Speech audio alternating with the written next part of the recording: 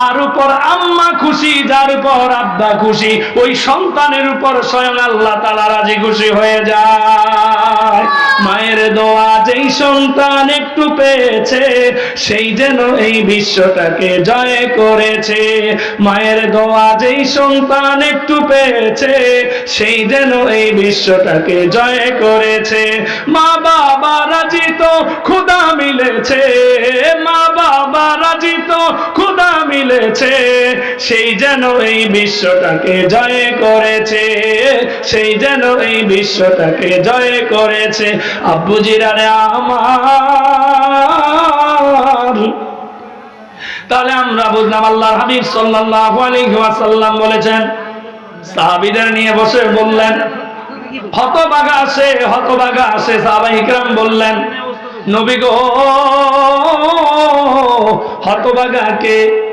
তখন সাহাবায়ে কিরামদেরকে উদ্দেশ্য করে নবী পাক সাল্লাল্লাহু আলাইহি ওয়াসাল্লাম বলেন, যার আব্বা অথবা আম্মা বেঁচে আছে কিন্তু আব্বা অথবা আম্মাকে খেদমত করে জান্নাতে নিয়ে যাইতে পারলো না, ওই ব্যক্তির মতো হতভাগার কেহ নাই। বলি না নাউজুবিল্লাহ। কত সন্তান আম্মাকে গালি দেয়, আব্বাকে গালি দেয়, মাকে খেদমত করে না, আব্বাকে খেদমত করে না, আছে না নাই? অথচ মা তার সন্তানকে এত কষ্ট করে লালন পালন করেছে। রাসূল বলেন, সাহাবী বললেন, ইয়া রাসূলুল্লাহ, আমি আমার আব্বা এবং আম্মার চাইতে কাকে বেশি খেদমত করব? রাসূল বলেন, তুমি তোমার মায়ের মাকে। আবার বললেন, এর চাইতে আমি তারপরে আবার কাকে খেদমত করব?